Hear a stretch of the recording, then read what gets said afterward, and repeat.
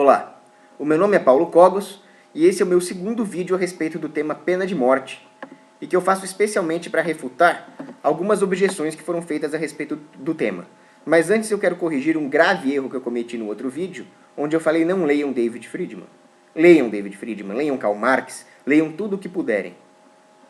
Eu me expressei muito mal. Eu quis dizer que o David Friedman comete erros metodológicos e caso vocês estejam com pressa, deem preferência às fontes que eu citei.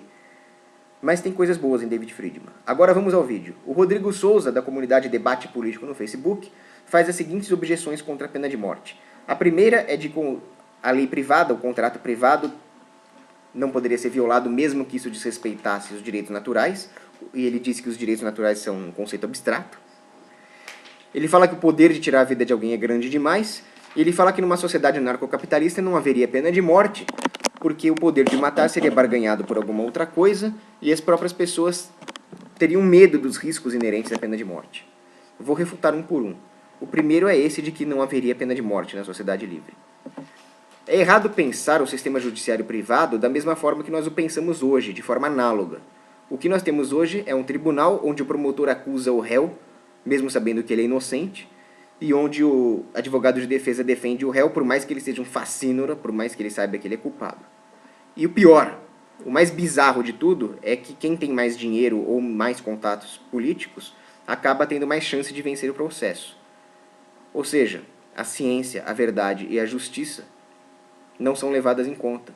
O que é levado em conta é o poder aquisitivo ou político de cada parte.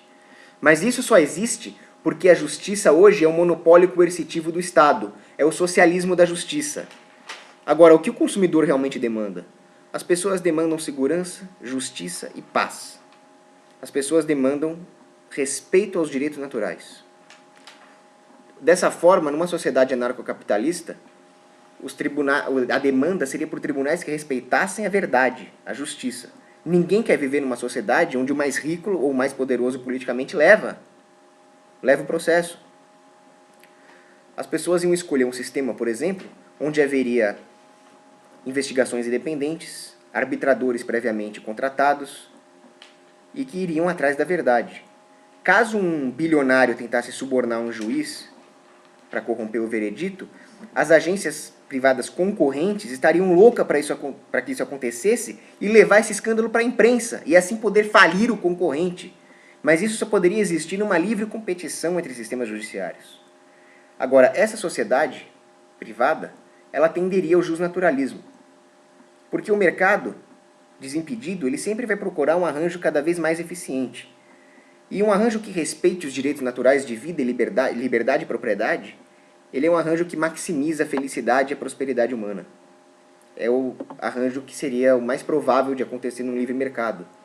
E à medida que o livre mercado, que é um processo, o mercado é um processo, ele vai corrigindo os seus erros, ele tende a chegar num arranjo justnaturalista.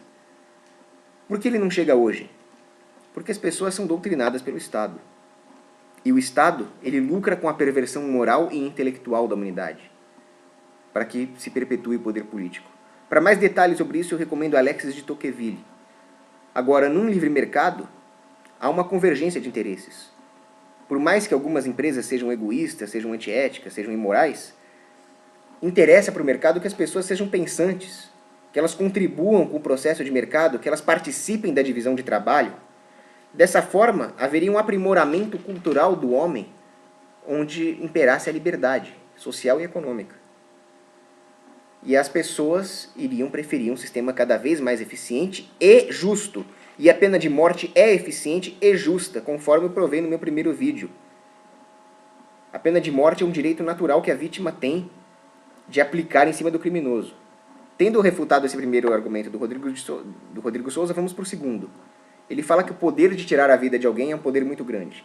Em primeiro lugar, as pessoas sempre têm o poder de tirar a vida de alguém. Elas podem bater o carro, jogar o carro em cima, atirar, esfaquear a pessoa. Elas não costumam fazer isso. Primeiro porque a maioria das pessoas tem um freio moral inato, seja por motivos de biologia evolutiva da espécie humana, seja por motivos celestiais, que é o que eu acredito, eu sou religioso. Mas também porque as pessoas normais, o homem comum, não tem privilégios. Mesmo que a punição não seja o que ela deveria ser, as pessoas são punidas se elas cometerem crimes. O poder de tirar a vida de alguém não é o que corrompe. O que corrompe é o poder de tirar a vida de alguém injustamente. É o poder de cometer um crime e não ser punido por isso. É o poder de tirar a vida de alguém arbitrariamente. É o poder de proteger um assassino da justiça, gerando impunidade. Vamos pegar um exemplo individual para entender melhor. Imagina um cenário de ficção científica, onde um homem invencível, com uma armadura impenetrável, saia por aí cometendo crimes e nenhuma agência privada de segurança e defesa consiga parar esse cara. Ele pode estuprar, ele pode matar, ele pode roubar bancos impunemente. Esse poder que o cara tem vai corrompê-lo, certamente. Ele vai cometer crimes cada vez mais atrozes. Agora, imagina que se forma um exército capaz de combater esse homem, e esse exército tem o poder agora de matá-lo, de parar essa série de crimes. Esse poder não corrompe, esse é o poder de fazer o bem, de proteger a sociedade, de aplicar a justiça.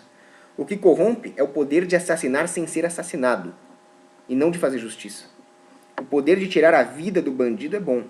O poder de tirar uma vida arbitrariamente é ruim. É por isso que numa sociedade anarcocapitalista, ela tenderia a um arranjo onde a pena de morte só seria aplicada obedecido os preceitos da razoabilidade jurídica, ou seja, reunindo provas, num certo grau de certeza muito grande, com o devido processo da lei, com julgamento justo.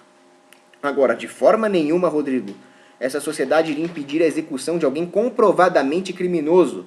Exemplo Champinha, aquele safado vagabundo que torturou a Liana por 3 dias seguidos, estuprou, matou o namorado dela e matou ela. Seria injusto, seria contra a ética do direito natural não matar o Champinha. A justiça é matá-lo.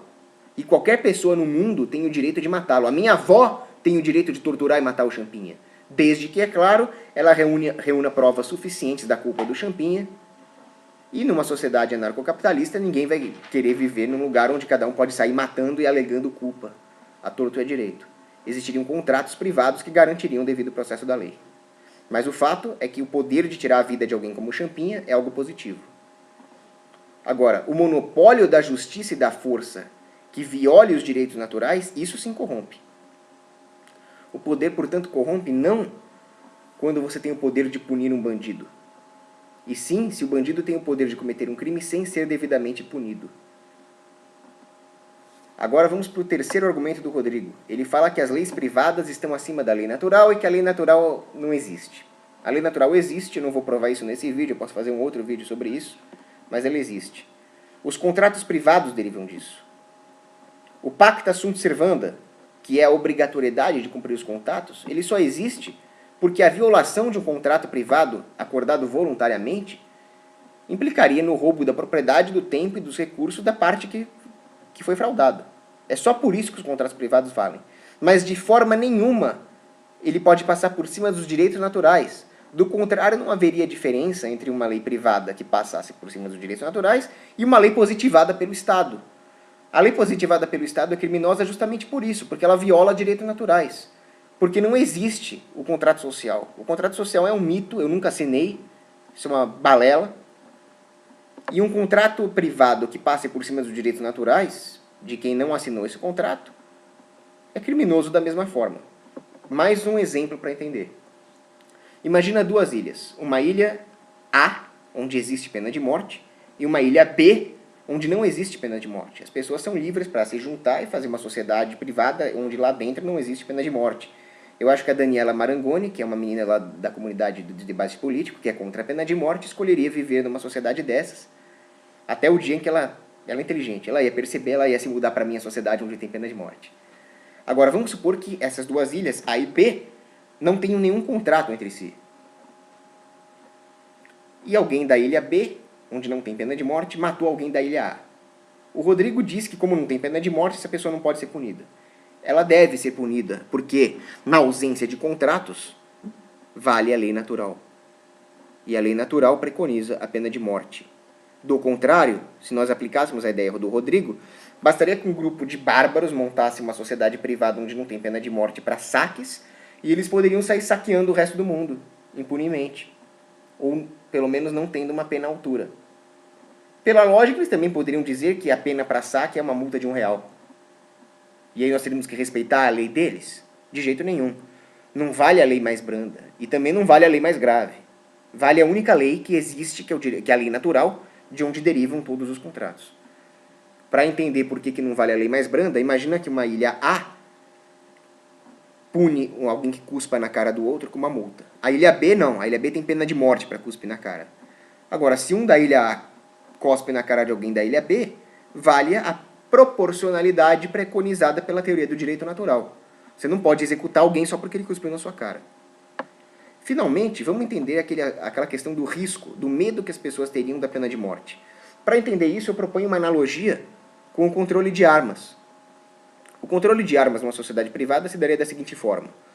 Você tem o direito de se armar, de se defender. É um direito natural também.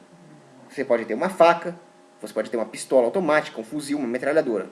Agora vamos subindo. Você pode ter um tanque, você pode ter um cruzador, você pode ter uma ogiva nuclear estratégica, ou se todas as pessoas do mundo tiverem ogivas nucleares estratégicas, isso seria um risco inaceitável. Eu acho que seria um risco inaceitável. Agora, o que faria o balanço entre não poder ter nenhuma faca e poder ter ogivas nucleares estratégicas é a preferência subjetiva do consumidor, que ia escolher viver numa sociedade onde ele tivesse o mais seguro possível. Eu imagino que isso levaria a uma sociedade privada a ter lá fuzis, pistolas automáticas, agora armas mais pesadas seriam controladas, e armas como ogivas nucleares estratégicas, que nem a Tsar Bomba de 50 megaton, seriam proibidas. E a pena de morte? A pena de morte existiria, ela é um direito natural da mesma forma que as armas são direitos naturais, mas ela teria que ter certas regras para ser aplicada, o devido processo da lei. O Daniel Santana Palma, que comentou no YouTube, no primeiro vídeo, ele fala o seguinte: olho por olho e o mundo acabará cego. Se não me engano, essa frase é do Gandhi. Errado! Olho por olho e ninguém vai ter coragem de sair furando o olho dos outros. O pacifismo só funciona se o mundo inteiro for pacifista. Bastaria um único bandido, mau caráter, para escravizar ou extinguir uma sociedade de bilhões de pacifistas. Ele poderia sair matando impunemente, furando o olho. E olho por olho e o mundo acabará cego, ninguém mexe com ele. Nem o bandido gostaria de viver numa sociedade onde não existe nenhum tipo de punição. Ele ia roubar e em seguida iria ser roubado. Nem o bandido quer isso. A refutação lógica do pacifismo é que uma sociedade pacifista geraria um número horrendo de agressões que não seriam punidas. Parece um paradoxo. E é. O pacifismo ele se autorrefuta. Agora, o Daniel Santana Palma, ele fala também que a punição serve para o criminoso não cometer mais crimes. Isso seria uma medida técnica, não seria uma punição. A função da punição é punir. É fazer o bandido sofrer pelo crime que ele cometeu. É punição. Agora, alguma medida que coíbe o crime, e a pena de morte coíbe isso, é uma coisa utilitarista. A punição ela reside em argumentos lógicos e morais. E qualquer argumento utilitarista aqui seria no máximo um acessório. Tendo refutado as objeções feitas contra a pena de morte, eu concluo o vídeo. Um abraço.